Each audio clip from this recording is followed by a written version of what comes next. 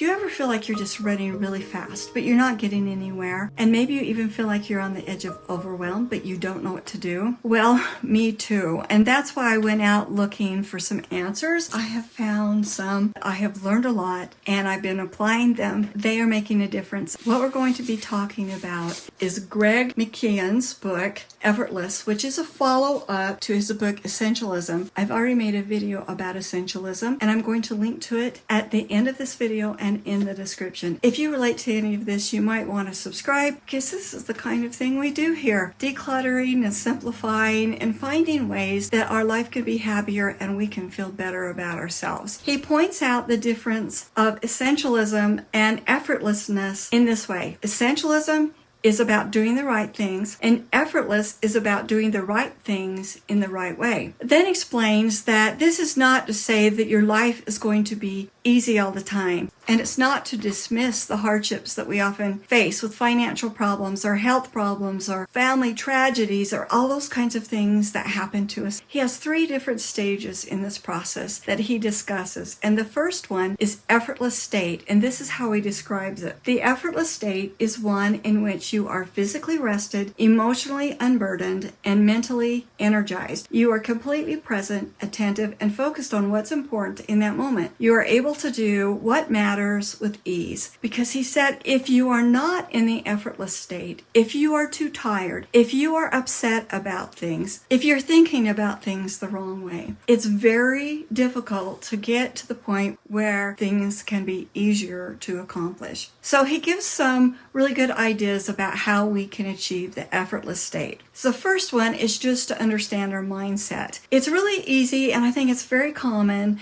for us to look at challenges as being hard. And so we say to ourselves, oh, that is really hard to do. What if instead we say, what if this could be easy? What if we change this belief that's out there that everything has to be hard, and that things are more meaningful if they're hard, and that it is almost to be celebrated if we burn out, because this means we're really committed. Instead of doing that, we say, is there anything I can do to make this easier? Is there anything I'm doing that is making this harder to do? Well, I'll tell you what, I read that the first time and I just stopped reading, because I went, oh my goodness, I have never thought of that before. What if I am making everything that I feel hard, or some things I feel harder to do? What if I started asking myself, is there an easier way to do this? What steps am I taking that make this harder? I recommend you do this, but I have to give you the heads up that it might seem a little tricky at first, because you have to first identify the things that are feeling hard for you to do. And then when you figure them out, to be asking yourself, can I make this easier?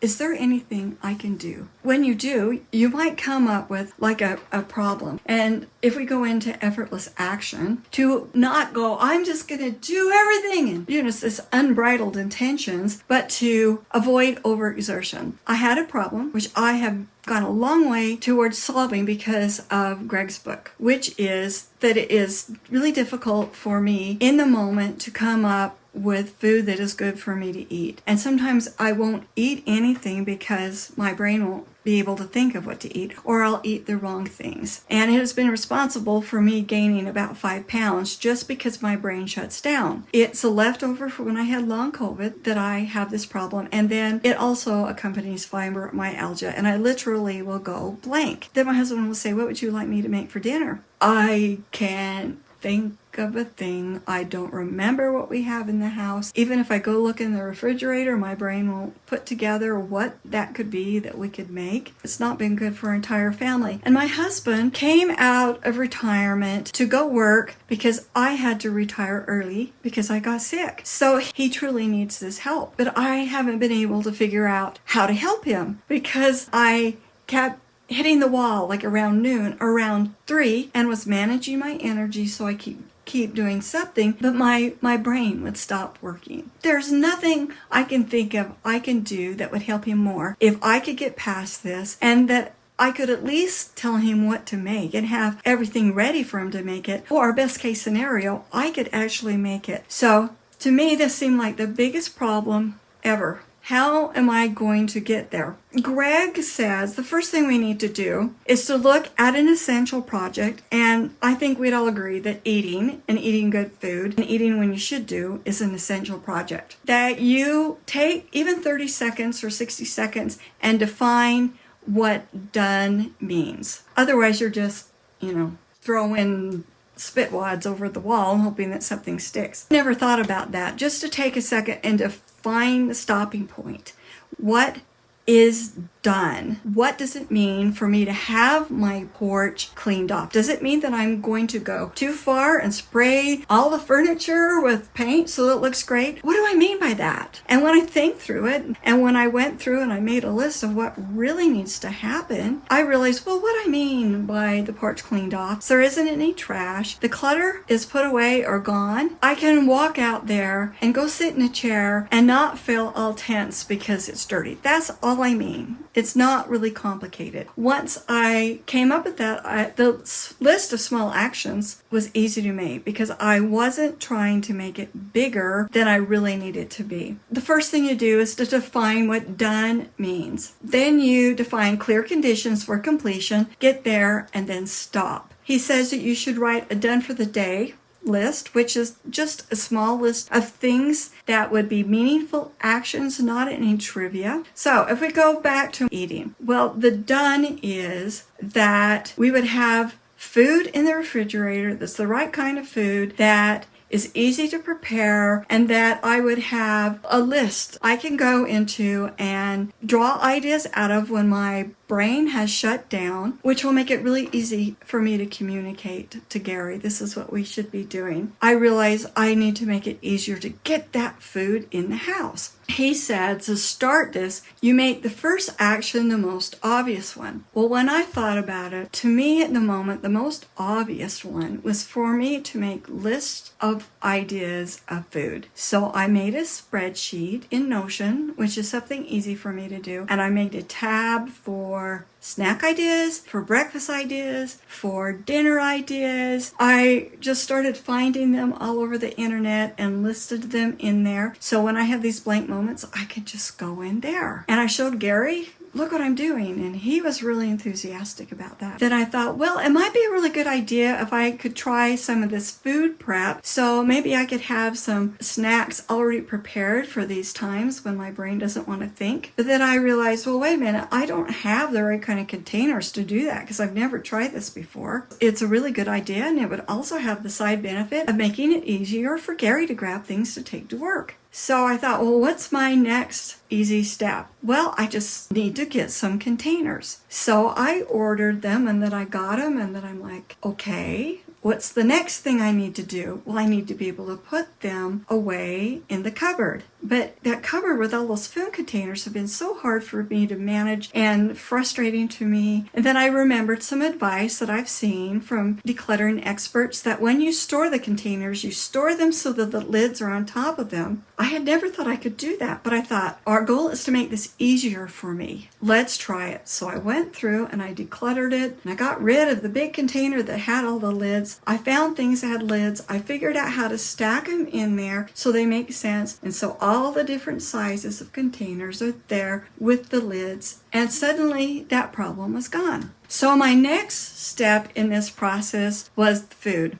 How do I get the food? Let's say I can go through and I can say, these 5 days I want to have these things. What about the food? Obviously, if we have the food, when I'm deciding that, I can see what food we have. But what if I'm missing food? I have been relying on Gary to grocery shop, and he's been doing that on the way home, which is a really bad time to be doing it because you're hungry and you're tired and you're just grabbing things that look good, and then you end up with a bunch of random things, which makes it harder for me because my mind can't sort through the random things, and of course it costs a lot more money. So I was thinking about that. What is the easiest way for me to get food in the house, the right kind of food? And then I remembered Walmart Plus, and I had never seriously considered signing up for it because it does cost $99 a year. But then it occurs to me, look, it is so hard for you to make a list, to go to the store, to find the food, to not get all messed up with all the stuff that's there, to come back and put it away. It takes so much energy. It just pretty much blows out the whole day. Wouldn't it be worth the $99 to do that. And I thought, oh yeah, because that's going to open up my ability to do other things. And so I signed up for that, and I do have free delivery. I'm trying to avoid getting in the car and going down there because that is energy that I'm burning up that is so precious to me. There's not a delivery charge, and then I choose a tip because I think that's really important. It is so worth it. I've already shopped twice this way. I've been able to tell my husband, you do not have to do any more grocery shopping for me. I'm buying from Walmart, which has good prices. I can choose the delivery window. They drop it off on my porch. I can go put it away, and then I can say, Gary, I got us some hot dogs and buns, and we have some salad mix, and you can give us some chips. And he'll be like, oh, cool. Why didn't I think of this before? I don't know. And I think it's because I was just thinking about this big problem and saying to myself, it's so hard, it's so hard, it's so hard, instead of the critical questions of how can I make this easier and what am I doing to make it harder for myself? And what I was doing to make it harder for myself was trying to decide in the moment, no matter if my brain was working or not, what to do about the food. I just had to eliminate those things, and I came up with a working thing that we were really excited about. So he says that when you start, take the first action, the most obvious, then you break down the first most obvious action down into the first tiniest, most concrete step, and then name it. In this food process, the first step was for me to make the spreadsheets. The next step was for me to start filling the spreadsheets. And I didn't try to do more than I should have, because he says one of the most important things for this effortless state is for us not to be too tired. So we need to get enough sleep, take a little short power nap, or, and this goes along with a video that I had about the DOTS method of maintaining your energy, is to watch out that you don't do too much. So you shouldn't do more in an hour than you can recover from in the next hour. You shouldn't do more in one day than you can recover by the next day, or at least the next day. Because what you don't want is you're working on these essential things and you're making progress, and then you overdo it and you get so tired, then your enthusiasm's gone, and it's like the whole thing just peters out. And then in my case, I just am not any good to anybody for a number of days. I have to recover that energy. You're going to break it down into these small things. Then when you start with a 10-minute microburst of focused activity to boost your motivation and energy. When I started working on that spreadsheet, I only did a little bit and kind of figured out what it was going to be, and then I came back another time instead of sitting there for hours on end, which would have burned me out. But if you get started on something like that porch, if I go down this afternoon and I say, I'm going to go out and work for 10 minutes, I'm going to start on the most obvious thing, which is I need to pick up the garbage. If I break that down, well, I need to get a garbage bag, and then I need to decide where am I going to put the garbage when I'm through, because our garbage cans are full. I figured those things out. Then I take my 10 minutes and I make a microburst of picking up garbage and see how I feel after 10 minutes. I might feel really encouraged by that and feel like, okay, I can do a little bit more. I can go on to my next thing. But that's how you get started on this. And he says, to simplify the process, don't simplify the steps. If you can, just remove the steps. And you don't have to go the extra mile all the time. Like, I don't have to repaint my porch furniture this year, then maximize the steps not taken. Isn't that interesting? Look for as many steps that you're not going to take to simplify as possible. Measure your progress in the tiniest increments. So just starting that spreadsheet was encouraging to me. Starting to fill that spreadsheet was encouraging to me. It kept going until I had the eureka about Walmart Plus, made my first order, and I was like, oh, I'm getting closer to solving this. It's not there yet, but I've made so much progress with that. He recommends that we automate as many essential tasks as possible. For instance, bill pay is a perfect example of that. Another example is, let's say I come up with an eating plan for a couple of weeks, and then I just use that, and I'm not having to reinvent that wheel. He says, don't manage problems, solve them before they occur. Simply seek actions today that can prevent complications tomorrow. Invest 2 minutes of effort once to end recurring frustrations and catch mistakes before they happen. A A good example of that is my shower door. A number of years ago, we had to replace the shower door because it broke. But I hated that shower door because it had that water sediment that builds up around the metal parts, and I couldn't seem to get it out. So when I got the new shower door, and it cost $800, which was a big spend, and I didn't want to have to do that again just because the shower door got looking terrible, I thought, how can I stop this from happening? And I realized it's not enough just for me to squeegee the glass off. I need to do something to prevent that sediment from forming. So I have a rule that anytime that shower is used, I get dressed and then I take a cloth and I go around and I wipe off all the metal parts and I get them dry, and I just never ever skip it. It's part of my shower routine. I get out, I get dried, I put on my clothes, I leave the door open so that I can't forget. I wipe that off and then I close the door. I can't even think how many years, 8 years or something, that shower door looks like new. So I solved the problem. I prevented it by taking these small actions. This is the kind of thing you can do if you start asking yourself, what can I do to make this easier? And what am I doing to make it harder? Greg also gives a couple of other things that we can do to keep ourselves in the effortless state, which you can read about in the book more in detail. But one of them is that when we're doing things that are essential, that we can't skip any steps,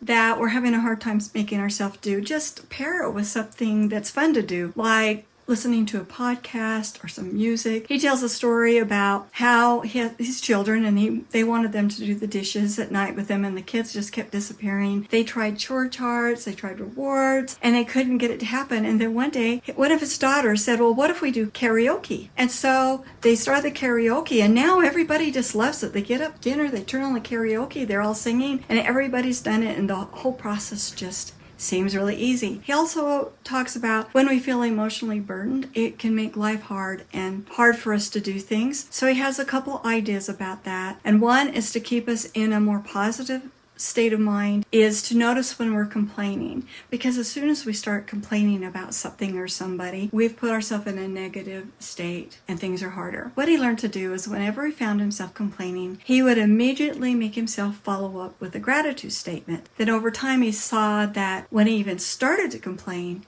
he would automatically say something that he was grateful for. Then he talks about grudges and how they can weigh it down and make it harder for us to be able to look and say, what can I do to make things easier? So he had a really unique idea, which was to say, okay, this grudge is a person, and I've hired this person named Grudge to carry my grudge, to continually remind me, don't you remember you're mad about that? Don't you remember you're upset about that person? And then you feel those negative feelings that you have, and then you're kind of stuck, and it's hard for you to be positive about things. Well, he said, what if you decided to fire that person? And you said, Grudge, I don't need you anymore. Bye. Because when we hold a grudge against somebody, it does not hurt them, it hurts us. Well, what if you fired the grudge? What would that do for you? Because what we're trying to do is get ourselves in that effortless state so we can take effortless actions and then get the effortless results. Greg says this, so wise. Whatever has happened to you in life, whatever hardship, whatever pain, they pale in comparison to the power you have to choose what you're going to do now. Each moment we have a choice. Do I choose a heavier or a lighter path? And life doesn't have to be as hard and complicated as we make it. Notice that he is not dismissing real situations we have to deal with, because they are there, they're part of life. We are silly if we think that we can ever get our life to the point where we don't have challenges. We are here on this earth, I believe, to learn and to grow and to learn to develop faith, to become better people, and that requires that there will be a certain amount of opposition. But how many things are harder than they need to be because we are choosing actions and attitudes that make them harder than they need to be? YouTube knows you much better than I do, and it feels that you're really going to enjoy this video. And if you haven't seen it before, here's a link to the video about essentialism. I highly recommend. We'll see you next time. Bye!